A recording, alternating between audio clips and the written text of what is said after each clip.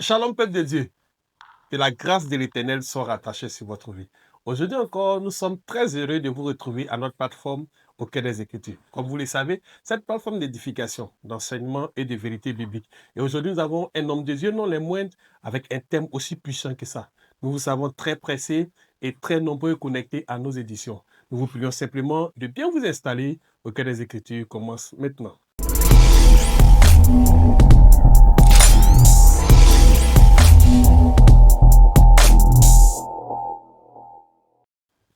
Je suis votre serviteur, le pasteur Mavikra de la mission des Tabernacles. Et aujourd'hui, nous sommes avec le révérend Néhémie Ira.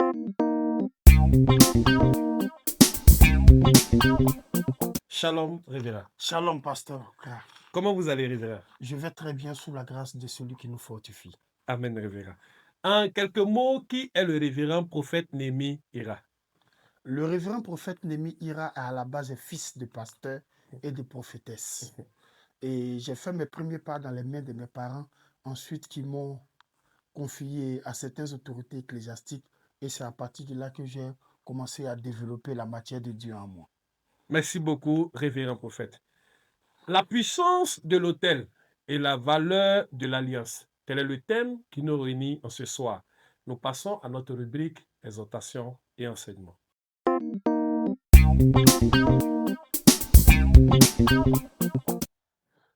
Donc, nous allons nous plonger dans les Écritures, dans le livre de Genèse, chapitre 15, à partir du verset 1 jusqu'au verset 15. Évangéliste, pouvez-vous nous faire la lecture? Merci beaucoup, prophète. Après ces événements, la parole de l'Éternel fut adressée à Abraham dans une vision et dit, Abraham, ne crains point, je suis ton bouclier et ta récompense sera grande. Abraham répondit, Seigneur éternel, que me donneras-tu? Je m'en vais sans enfant. Et l'héritier de ma maison, c'est Eliezer de Damas. Et Abraham dit, Voici, tu ne m'as pas donné de prospérité, et celui qui est né de ma maison sera mon héritier. Alors la parole de l'Éternel lui fut adressée ainsi. Ce n'est pas lui qui sera ton héritier, mais c'est lui qui sortira de tes entrailles qui sera ton héritier. Et après l'avoir conduit dehors, il dit, regarde vers le ciel et compte les étoiles. Et si tu peux les compter, lui dit-il, telle sera ta postérité. Abraham eut confiance en l'Éternel et ne lui imputa en justice. L'Éternel lui dit encore, je suis l'Éternel qui t'ai fait sortir du en Chaldée pour te donner en possession ce pays. Abraham répondit, Seigneur éternel, à quoi reconnaîtrai-je que je le posséderai? Et l'Éternel lui dit, prends une génisse de 3 ans, une chèvre de 3 ans, un bélier de 3 ans, une tourterelle et une jeune colombe. Abraham prit tous ces animaux, les coupa par le millier et le mit chaque morceau l'un vis-à-vis de l'autre, mais il ne partagea point les oiseaux. Les oiseaux de proie s'abattirent sur les cadavres et Abraham les chassa. Au coucher du soleil, un profond sommeil tomba sur Abraham. Et voici une frayeur et une grande obscurité vint l'assaillir. Et l'Éternel dit à Abraham, sache que tes descendants seront étrangers dans un pays qui ne serait point à eux. Ils seront asservis et on les opprimera pendant 400 ans. Mais je jugerai cette nation à laquelle ils seront asservis et ils sortiront ensuite avec de grandes richesses.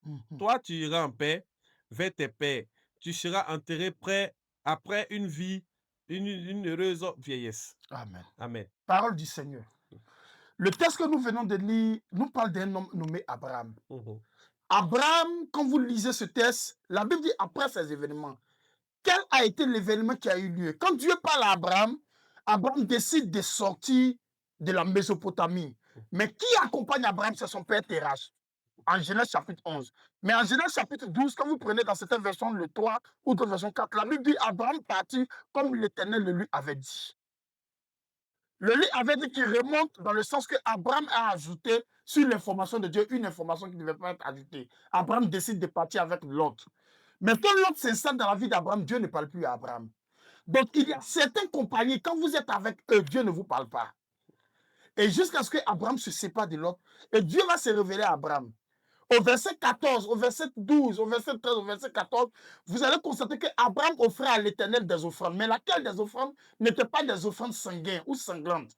Abraham donnait des fleurs et de la farine. Mais son chapitre 14, le chiffre 14, c'est le chiffre de la transition. Donc, le Melchisédek vient à Abraham en 14, au chapitre 14. Mhm. Et quand Abraham arrive, Abraham va combattre pour libérer Lot. Mais à la surprise générale, Abraham, quand il finit de faire la bataille, le combat, la Bible dit qu'un homme va sortir de nulle part, il s'appelle Melchisédek. Quand Melchisédek se présente à Abraham, Melchisédek va donner du pain à Abraham et du vin.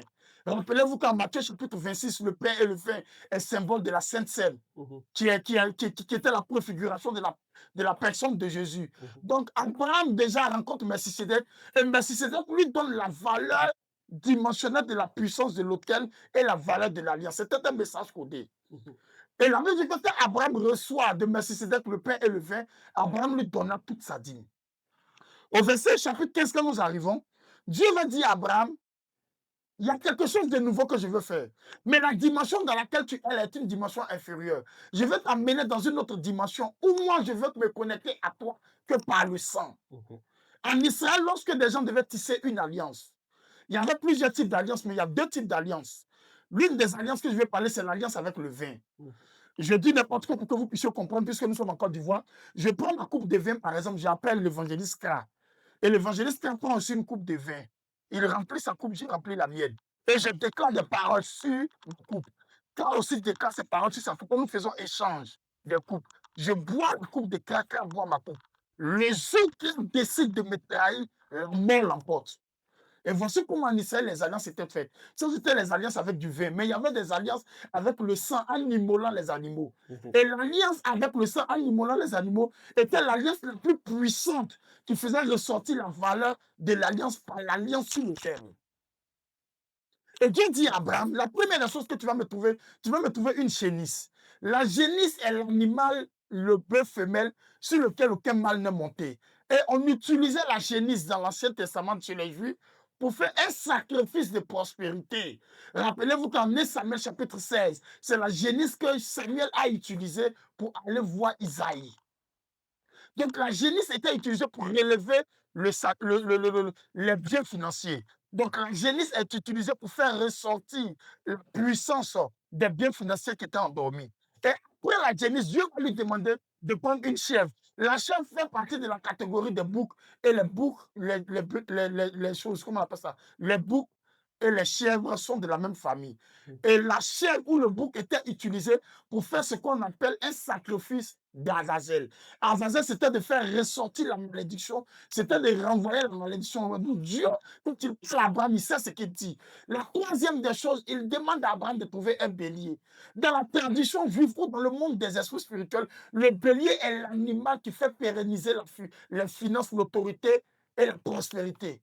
Et en quatrième chose, il lui demande de prendre une famille qui est les tourterelles et les pigeons. Donc, voici 4 types d'animaux que Dieu demande. Pourquoi? Parce que le chiffre 4 est le chiffre de la foi et est l'image de la stabilité. Donc, Abraham va donc obéir à Dieu. Et la première des choses qu'Abraham va faire, Abraham prend la génisse, il la sépare. Il met une partie à gauche, une partie à droite sur l'autel et le sang commence à couler. Il prend la chèvre, il fait la même chose. Le sang coule toujours. La troisième des choses, c'est le bélier, le sang coule. Mais la Bible dit qu'il ne sépare pas la colombe et le pigeon. Pourquoi? Parce que la colombe et le pigeon, c'est symbole de l'Esprit de Dieu. Donc, une alliance où il n'y a pas l'Esprit de Dieu n'est pas une alliance. Et qu'est-ce qui va se passer? Vous prenez le Mishnah ou vous prenez le Talmud, vous allez remarquer que ce que Louis II dit n'est pas tout à fait cohérent. Parce que dans le Mishnah ou dans le Talmud ou dans le Pirkei du Rambim d'Eliezer, vous allez comprendre qu'Abraham était vis-à-vis de son autel sur lequel il avait mis les offrandes ça et là. Mais le sang qui coulait au milieu là était un sang dans lequel la Bible dit dans les textes originaux que Dieu est venu les pieds nus et Dieu a mis ses pieds dans le sang. Et il a dit à Abraham, je jure de par moi-même. Si un jour, l'alliance que nous sommes en train de faire, je ne la respecte pas, que mon trône me soit ôté, ou si les dits que je t'ai donnés ne sont pas accomplis, que ma langue se colle dans le palais. Écoutez mon frère, dans l'alliance sur l'autel, il y a le sang. Demandez au médecin, le sang est la mémoire de l'âme. Et une alliance où il n'y a pas de sang n'est pas une alliance. D'aucuns me diront Jésus-Christ est mort. Oui, c'est Jésus-Christ est mort. Mais le sang ici peut sacrifier une forte somme d'argent. Peut se présenter comme une forte somme d'argent. Ou peut présenter comme un travail dur fait dans l'œuvre de Dieu. En Israël, jusqu'au jour d'aujourd'hui, quand vous prenez le livre des Actes, chapitre 17, chapitre 21, vous allez constater que l'apôtre Paul lui-même a fait des offrandes sacrificielles d'alliance. L'alliance était l'élément très évocateur dans ce sens où, lorsqu'il y a alliance, Dieu ne se détourne pas de sa parole. Lorsqu'il y a alliance, Dieu respecte toujours son serment. Lorsqu'il y a autel de prière dans la vie d'une personne, cette personne ne peut jamais faillir. Donc, l'autel est un élément très important et l'alliance est une chose très importante pour quiconque veut mener de grandes batailles et réussir. Que Dieu vous bénisse. L'une des choses pour ajouter, pour terminer, en 1 Roi chapitre 18, verset 25 au verset 42, vous allez constater que lorsque Élie devait aller mener le combat, Élie amène les personnes sur un territoire qu'il maîtrise, le mont Carmel. Et Élie demande à ses concurrents de bâtir un autel avec un taureau. Là, la notion du sang ressort. Parce qu'il n'y a pas d'autel sans sang. Et tout autel qui refuse le sang est une autel qui va s'élever contre vous. Et vous allez constater qu'en 1 Roi chapitre 18, c'est par l'autel et le sang que l'alliance de Dieu se fait révéler à Élie. Et Élie gagne le combat. Donc un chrétien qui n'a pas un autel, un chrétien qui n'a pas une alliance sacrificielle avec Dieu, est un chrétien qui ne peut pas réussir dans le monde des esprits.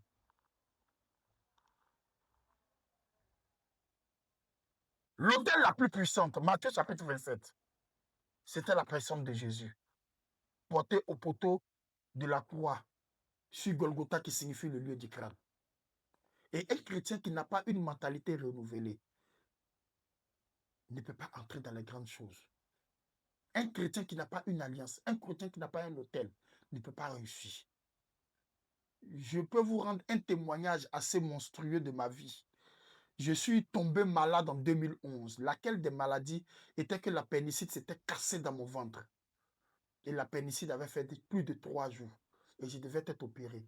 Mais avant ça, j'avais bâti un autel de prière avec une alliance sacrificielle. Et après les 3 jours, quand l'appendicite s'est cassée dans mon ventre et que je me voyais en train de mourir, j'ai rappelé à Dieu l'alliance sur l'autel que j'avais fait avec Dieu. Frères et sœurs, je me suis fait opérer à la maternité d'Abobo ou Faux-Boigny. Le médecin qui était bouddhiste, quand il a vu la scène, qui devait m'opérer, a vu la scène, il dit c'est impossible de voir quelqu'un qui a l'appendicite cassée de plus de 3 jours dans son ventre pour vivre. Mais Dieu m'a fait la grâce. Pourquoi? À cause de mon alliance, à cause de mon autel. Aujourd'hui, l'Église souffre, les chrétiens souffrent, parce qu'on leur a enseigné quelque chose qui n'est pas vrai. Les gens ont prêché le faux pour on prêchait le faux. Lequel des faux on dit aux chrétiens qu'on ne peut pas bâtir d'autel? C'est faux. C'est faux. Dans la Bible, vous allez remarquer que les autels ont été bâtis sur plusieurs formes, avec plusieurs inspirations. Un homme comme Corneille a bâti un autel avec Dieu. Une femme comme Tabitha, c'est l'autel de Tabitha qui a parlé dans l'esprit de ceux à qui elle faisait du bien. Une personne qui n'a pas d'autel ne peut pas réussir. Une personne qui n'a pas une alliance ne peut pas réussir. Personne ne vous blague. Que Dieu vous bénisse et que la faveur de Dieu soit sur votre vie. Amen.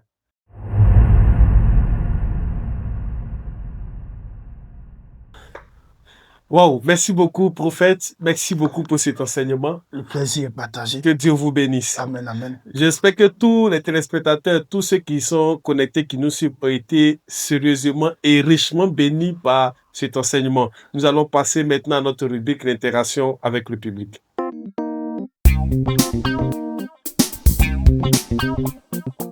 D'accord, nous sommes avec les internautes qui posent une question qui dit « Bonjour prophète, oui. Qu'est-ce qu'un autel selon la Bible et quelle est sa signification spirituelle ?» Ok, quand nous prenons les Écritures, l'autel était le lieu de rencontre entre le divin et l'humain. Et la définition, quand nous prenons la Bible, la définition de l'autel en hébreu, c'est Mizbeach. Et Mizbeach qui fait sortir, qui est dérivé d'une expression qu'on appelle le Zabach. Le Zabach signifie un lieu où on fait un sacrifice ou où on égorge. Ok? Donc, si nous voulons aller en profondeur, ça veut donc dire que l'autel, pour qu'il puisse être activé, a besoin forcément de sang. Il a besoin de sang, il a besoin de parole. Voici les 2 choses qui font fonctionner un autel. Et quelle est sa signification spirituelle? L'autel est la responsabilité ou le garant de tout grand combat. D'accord. Vous allez remarquer avec moi qu'en Matthieu chapitre 26, 27, quand notre Seigneur est porté au poteau de la croix, vous allez remarquer qu'il y a plusieurs types de signes qui se présentent. Mais quand il finit de rendre l'esprit, parce que Jésus n'a pas rendu l'âme, il a rendu l'esprit. Quand il finit de rendre l'esprit, l'une des choses que vous allez constater, c'est que la terre tremble. Quand la terre tremble, il est porté au tombeau pendant 3 jours. Le premier jour, Jésus prend son sang innocent qu'il va présenter sur l'autel de Dieu le Père. Parce que je vous avais dit que dans l'introduction, l'autel, le sang a une mémoire. Et la mémoire du sang amène quiconque à porter le sang d'un individu à revivre les traces, à bénéficier des avantages et des inconvénients de ce sang qui lui est donné. Et vous allez remarquer que quand Jésus va présenter le sang, Jésus ne va pas présenter le sang parce qu'il veut avoir le sang sur l'autel. Satan a demandé un prix plus grand afin de pouvoir acheter l'humanité. Donc, il fallait un prix plus grand. Et lequel des prix était le plus grand? Était le prix de la personne de Jésus, Dieu fait chair. C'était ce seul sang-là qui ne contenait pas de réclamation de péché. Et la Bible dit qu'il était obligé de se faire pécheur pour que nous soyons sauvés. Donc, quand il donne son sang, la valeur de son sang permet à tous les autres sangs qui ont été corrompus d'être rachetés. C'est l'une des raisons pour lesquelles, à partir de son sang et en son nom, nous avons la capacité de chasser les démons et de faire des miracles. Parce que c'est le bénéfice, les avantages qui sont tirés dans son sang qui nous permettent de travailler. Merci beaucoup, prophète. Nous continuons encore avec une autre question. En quoi l'autel constitue-t-il un point de rencontre entre Dieu et l'homme? Dans l'Ancien Testament, quand vous entrez dans le tabernacle, il y avait plusieurs types d'autels. Il y avait l'autel des parfums. L'autel des parfums était comme l'autel des prières. Et on amenait là les parfums. Quand les parfums étaient brûlés, la fumée montait. Mais on gardait la cendre pour le souvenir de la prière de l'individu. Donc, toutefois que la cendre était présentée près de l'autel, Dieu devait se souvenir que X avait encore une prière qui n'était pas accomplie. Donc, l'autel a un type de facteur qui est le rappel de la mémoire de Dieu vis-à-vis de l'individu qui a fait son offrande. D'accord. Merci beaucoup, prophète. Nous continuons encore avec une troisième question. Quelle est la différence entre un autel dressé pour Dieu et un autel dressé pour les idoles? Ok. L'autel dressé par les idoles, puisqu'ils ne sont pas Dieu, vous allez remarquer que dans l'autel dressé par les idoles, il y a beaucoup d'interdits. Je vais ouvrir une lucane. Quand vous prenez l'histoire de Gédéon, par exemple, Gédéon appartenait à une famille où il y avait un dieu. Et ce Dieu-là avait pour objectif de créer une barrière. Mais quand Gédéon décide de briser l'autel qui appartenait à la maison de son père et qu'il réussit à briser, vous allez constater que personne n'a vu Gédéon. Mais quand l'autel a fini d'être brisé, les gens sont quittés là-bas et disent on cherche Gédéon qui a brisé l'autel. On ne brise pas l'autel sans sang. Un autel qui a été brisé sans le sang est un autel qui n'a pas été brisé. Pourquoi? Parce que le sang des idoles, des animaux qu'on confie à des idoles, a une mémoire. La parole qu'on dit, l'autel enregistre. Donc, il faut aussi un autre sacrifice sanguin qui est plus puissant que celui qui a été déjà donné. Je prends un exemple, par exemple. Vous me permettez très bien. Allez-y. Quand vous allez, par exemple, en Côte d'Ivoire, excusez-moi de l'expression, il y a une famille qu'on appelle les Agnis, les Abouans, qui sont de la famille royale. Quand quelqu'un est issu d'une famille royale, par exemple, qu'il vient au Seigneur, vous allez remarquer que sa délivrance est très difficile. Est-ce que le nom de Jésus n'est pas puissant? Si. Mais le nom de Jésus répond à un principe qu'on appelle le principe de l'anthropomorphisme. Le principe de l'anthropomorphisme dit quoi? Si, quand j'étais roi, dans ma lignée, on a égorgé des personnes pour verser le sang, pour affermir la royauté, il faut aussi que de manière spirituelle, il y a le sang de Jésus, mais de manière physique, il faut qu'il y ait un accompagnement d'une offrande sanguine qui accompagne la prière spirituelle dans le but de donner du poids à ma prière. Wow.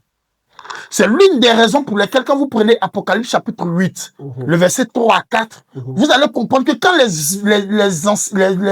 saints sont en train de prier, la Bible dit qu'un ange va amener un encensoir en y mettant du parfum pour que la prière ne monte pas dans les oreilles de Dieu, mais qu'il monte dans les narines de Dieu. Parce que Dieu, par moment, évangéliste, homme de Dieu, Dieu, par moment, entend des narines et non des oreilles. Wow. Merci beaucoup, prophète. Nous retenons beaucoup de choses. Et nous continuons encore avec les questions. Comment l'autel influence-t-il les bénédictions ou les malédictions dans la vie d'un croyant? Ok. Aujourd'hui, c'est un message que beaucoup de personnes n'aiment pas toucher. Vous savez, en toute humilité, quand tu ne maîtrises pas un domaine, il ne faut pas le critiquer. Ouais. Et on a, excusez-moi de l'expression, je profite de l'émission pour parler. On a cette grande hypocrisie-là qui aujourd'hui manifeste dans l'Église. Quand l'homme de Dieu croit à un don que je n'ai pas, et que l'homme de Dieu croit est en train de faire du bien à quelqu'un, par jalousie, je commence à traiter l'homme de Dieu croit d'un sorcier, d'un féticheur. La Bible dit il y a diversité de dons, mais le même esprit. Il y a diversité de ministères, mais le même Seigneur. Donc, Dieu peut te donner du pain pour guérir des gens. Moi, il peut me donner du vin. C'est pas parce que je n'ai pas la révélation du pain que tu es faux. C'est pas parce que tu n'as pas la révélation du vin que je suis faux. Je vais illustrer cela par une image. Un de mes pères, l'apôtre Daoud Suleiman, disait qu'on a pris 5 aveugles et on a déposé un éléphant. Le premier qui est venu, il a touché la queue de l'éléphant. Le premier aveugle, on l'a mis à côté. Le deuxième qui est venu, il a touché l'oreille de l'éléphant. On l'a mis à côté. Le troisième qui est venu, il a touché l'ivoire de l'éléphant. On l'a mis à côté. Le quatrième a touché les pattes de l'éléphant. Et le cinquième a touché la peau de l'éléphant.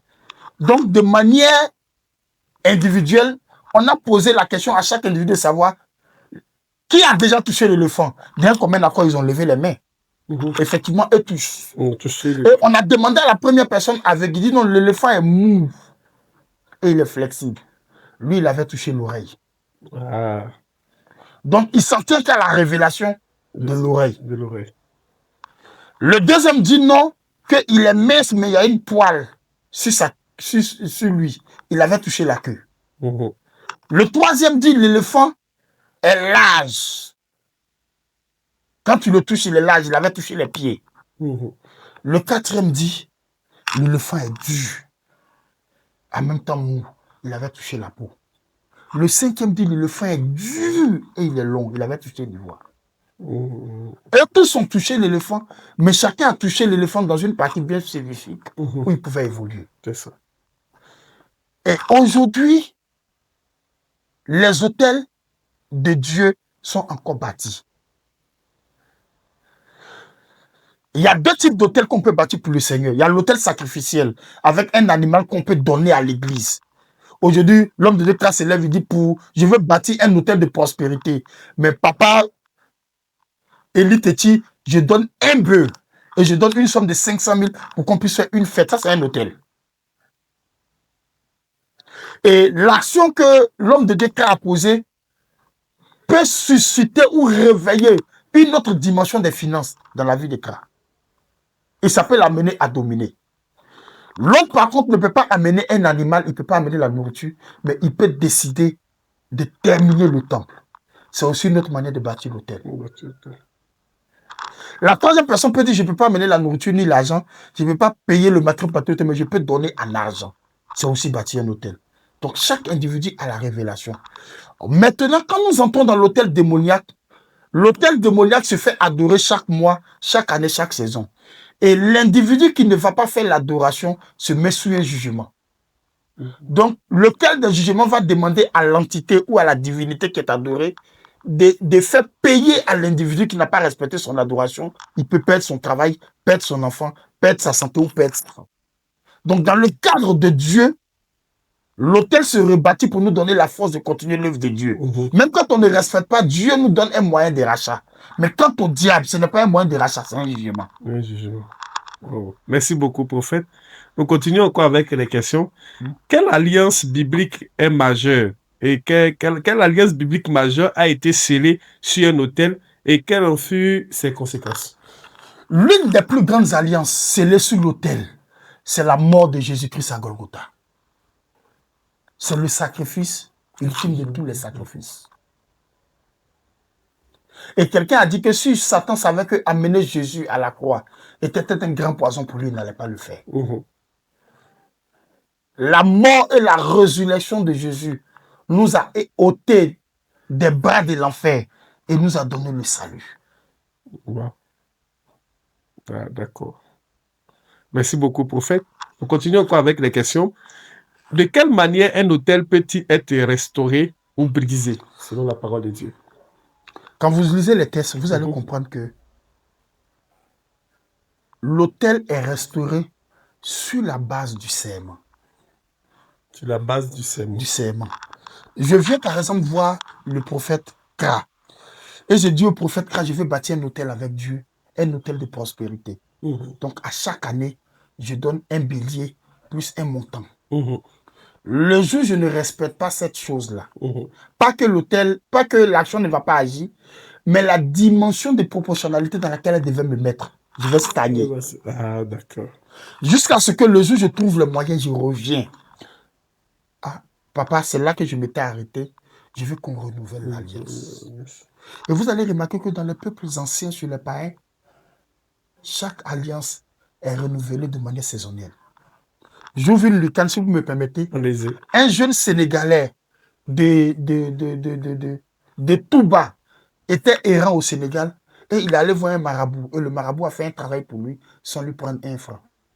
Et le Sénégalais rentre en Italie, il devient puissamment riche. Il se souvient alors qu'il avait bâti un hôtel qu'il n'avait pas alimenté pendant des années. Il appelle son marabout. Il dit au marabout, je te donne 1,5 milliard pour boire de l'eau. Wow. 1,5 milliard pour boire de l'eau. Après, je viendrai renouveler mes alliances. Qu'est-ce qui a bien pu pousser un païen à renouveler une alliance à une telle dimension? Il connaît la valeur, il connaît l'importance. Et vous allez remarquer que c'est à l'église que lorsque les gens viennent, qu'on leur demande de poser des actions, regardez un peu la vie de l'église. Ceux qui ont compris le mystère des autels et des alliances par les offrandes sont prospères. Ceux qui n'ont pas compris sont toujours en train de périr. C'est ça. Donc c'était un peu cette petite remarque. Merci beaucoup, prophète, pour éclairer vraiment notre cas. Nous continuons encore avec les questions. Quelle est la place du sacrifice dans la puissance de l'autel ou de l'alliance? Ok.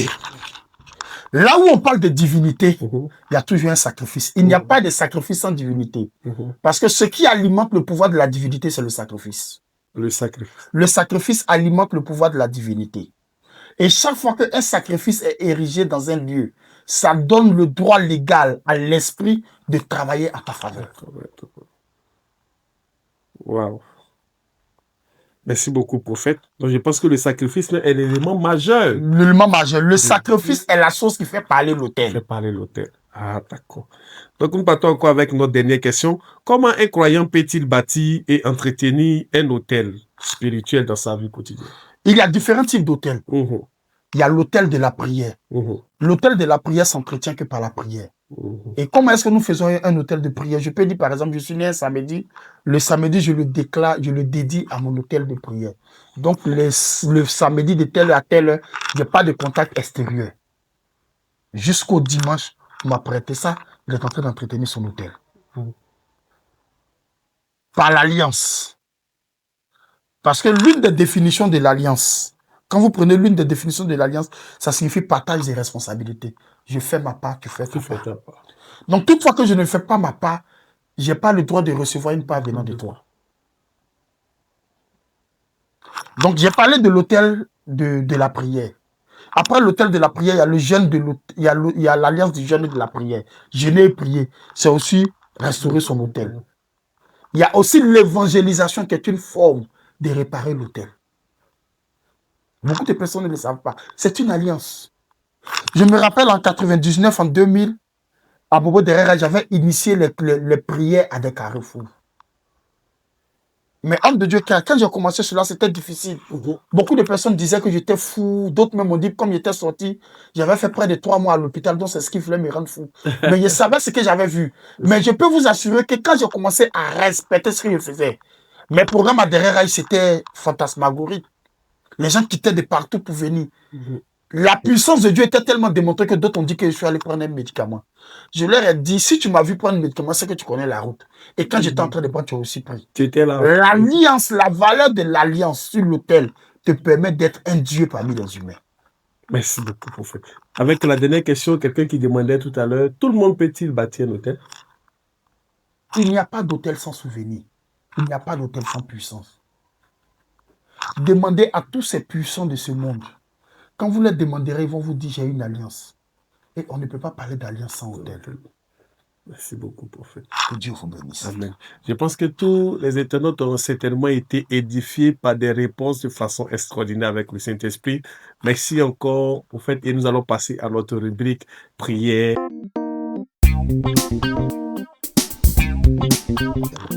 Nous te bénissons, Dieu des esprits des prophètes, et nous prions pour cette émission qui est une lampe qui n'est pas mise sous le boiseau, mais sur une montagne pour éclairer. Que l'esprit des Écritures et le Dieu des esprits des prophètes viennent aider quiconque suivra cette émission.